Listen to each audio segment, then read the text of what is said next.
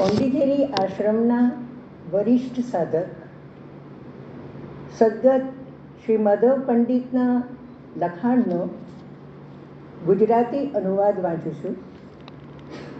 વાચનનું શીર્ષક છે આશ્રમની બહાર સાધના. કોઈ પણ વસ્તુ કરી શકાય અથવા ન કરી શકાય. તમે કેવું વલણ લઈને તે કરો છો તેના પર એ બધું આધાર રાખે છે.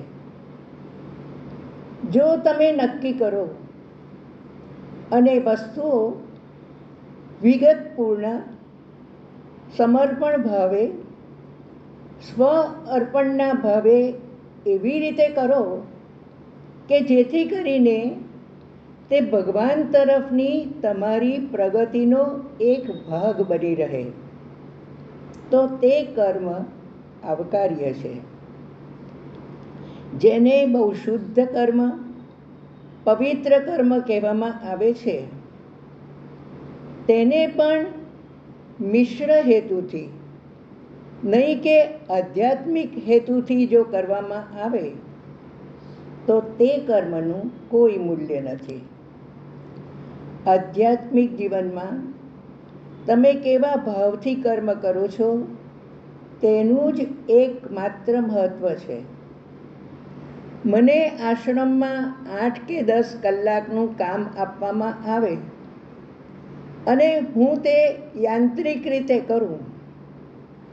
મને કહેવામાં આવે કે અમુક સમયે આવવાનું, અમુક સમયે જવાનું, અમુક સમયે કામ ફરીથી શરૂ કરવાનું. આ બધું જો હું યાંત્રિક રીતે કરું તો તેનું આધ્યાત્મિક મૂલ્ય કોઈ જ નથી. હું તે એક શિસ્ત રૂપે કરું અથવા મને કહેવામાં આવ્યું છે માટે કરું. શક્યતઃ એટલા માટે કરું કે મને અહીં આશ્રમમાં રહેવાની પરવાનગી આપવામાં આવી છે તેની એ કિંમત છે, પરંતુ યૌગિક દૃષ્ટિબિંદુથી જોતા તે નકામું છે.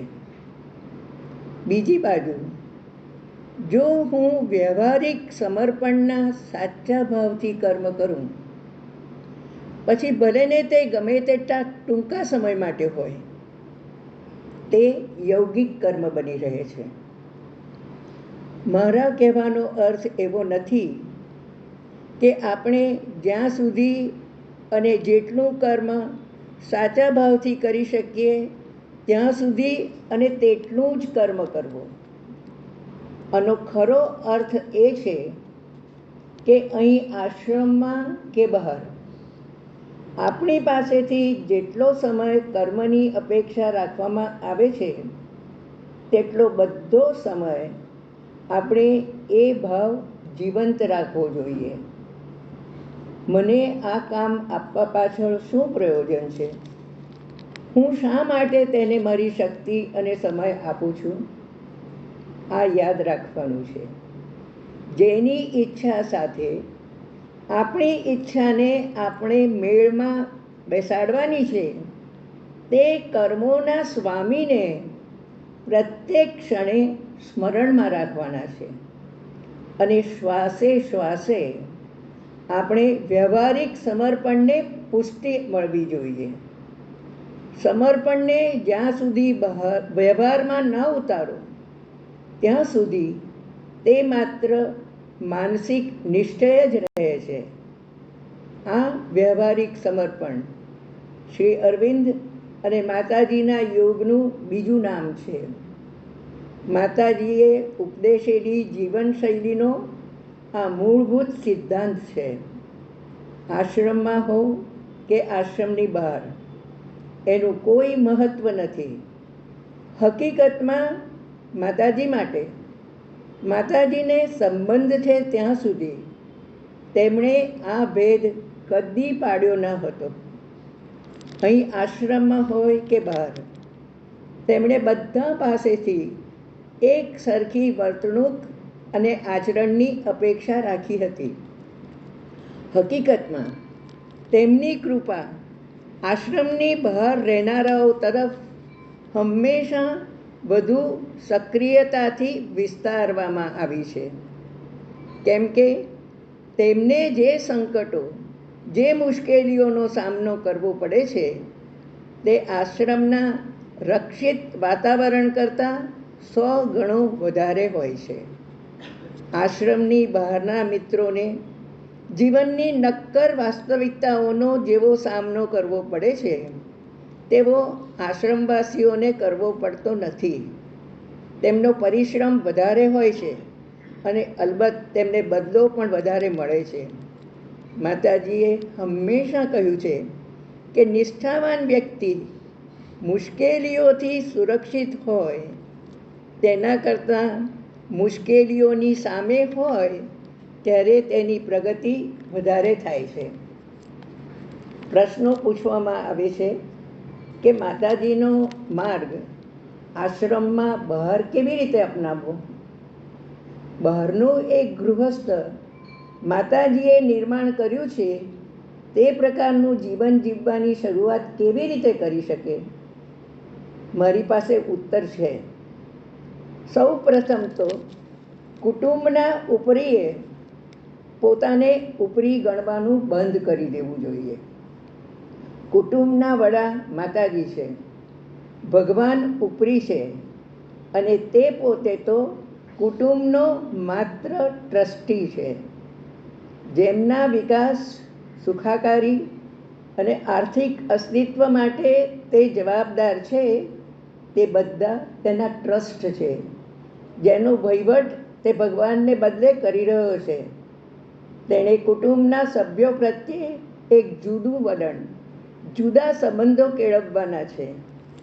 તેમને ભગવાન તરફ આગળ વધવામાં સહાય કરવાની જવાબદારી જેને સોંપવામાં આવી છે એવી વ્યક્તિ તરીકે. પરિણામ એ આવશે કે હવે તે પોતાની સત્તા બીજાઓ ઉપર ચલાવી શકે નહીં. તેણે સમજણ, મિત્ર જેવો ભાવ, આંતરિક નમ્રતા, બહારની નમ્રતા અનિવાર્ય નથી, આંતરિક નમ્રતા કેળવવી પડશે અને દરેકની પ્રતિક્રિયાઓને સમજવાનો પ્રયાસ કરવો પડશે. તેણે વધુ ઉદાર બનવું પડશે. આ પોતે જ જીવનભરની સાધના છે. આપણે સ્વભાવ પરિવર્તનની વાત કરીએ છીએ. આ સ્વભાવ પરિવર્તન કેવી રીતે કરવાનું? ટાઈમ ટેબલ રાખીને નહીં, પરંતુ પોતાની આસપાસની પેલા ભિન્ન પ્રકૃતિ ધરાવનારાઓની માગણીઓ તરફ પોતાને ખુલ્લા કરીને, તેમનો અભ્યાસ કરીને, પ્રત્યેક તરફ એક જુદા દૃષ્ટિબિંદુથી પ્રતિક્રિયા કરીને, કુટુંબના વડા તરીકે નહીં પરંતુ કુટુંબના નમ્ર સેવક તરીકે. ગૃહસ્થે અપાર ધીરજ, બહુગ્રાહી સમજણ કેળવવાની છે. તેણે પ્રેમ અને માયાળુપણાના પ્રવાહો ચોમેર વહેતા કરવાના છે. એનો અર્થ એ કે તેણે અહંકાર, ગુસ્સો, હિંસા, સ્વમતાગ્રહને નાથવાના છે. પ્રાણના આધિપત્ય હેઠળ અજ્ઞાનમાં રહેલ માનવ સ્વભાવની આ બધી વિશેષતાઓ છે. કુટુંબ, ગૃહસ્થી પહેલી શાળા છે જ્યાં સાધક તેના સ્વભાવનું પરિવર્તન શીખે છે. પ્રશ્ન પૂછવામાં આવે છે, મને કેવી રીતે ખબર પડે કે હું પ્રગતિ કરી રહ્યો છું? માત્ર એક જ જવાબ છે. તમે પ્રગતિ કરી રહ્યા છો કે નહીં એ એક સાદી કસોટી દ્વારા તમે જાણી શકો. તમે તમારી જાતને પૂછો કે વ્યક્તિઓ અને ઘટનાઓ પ્રત્યે તમારી પ્રતિક્રિયાઓ કેવી છે? તમે સાધના શરૂ કરી તે પહેલાં ગયે વર્ષે તે જેવી હતી તેવી જ છે કે બદલાઈ છે? જ્યારે કોઈ તમારી ટીકા કરે ત્યારે હજુ પણ તમે ક્ષુબ્ધ અને ક્રુદ્ધ થઈ જાઓ છો? કોઈ તમારા અતિશય વખાણ કરે તો હજુ પણ તમે ફૂલાઈ જાઓ છો? તમે જ્યારે મુશ્કેલ સંજોગોમાં હો ત્યારે તમારી આસપાસનાઓ સાથે તમે હજુ પણ તણાવ અનુભવો છો? આ કેટલાક સાદા સવાલો છે. ભગવાન ઉપર આધાર રાખવો.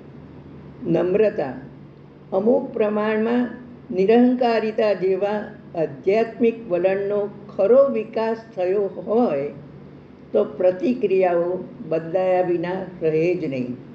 અને જેટલા પ્રમાણમાં પ્રતિક્રિયાઓ બદલાય તેના પરથી તમે જાણી શકો છો કે તમે કેટલી પ્રગતિ કરી છે. અસ્તુ.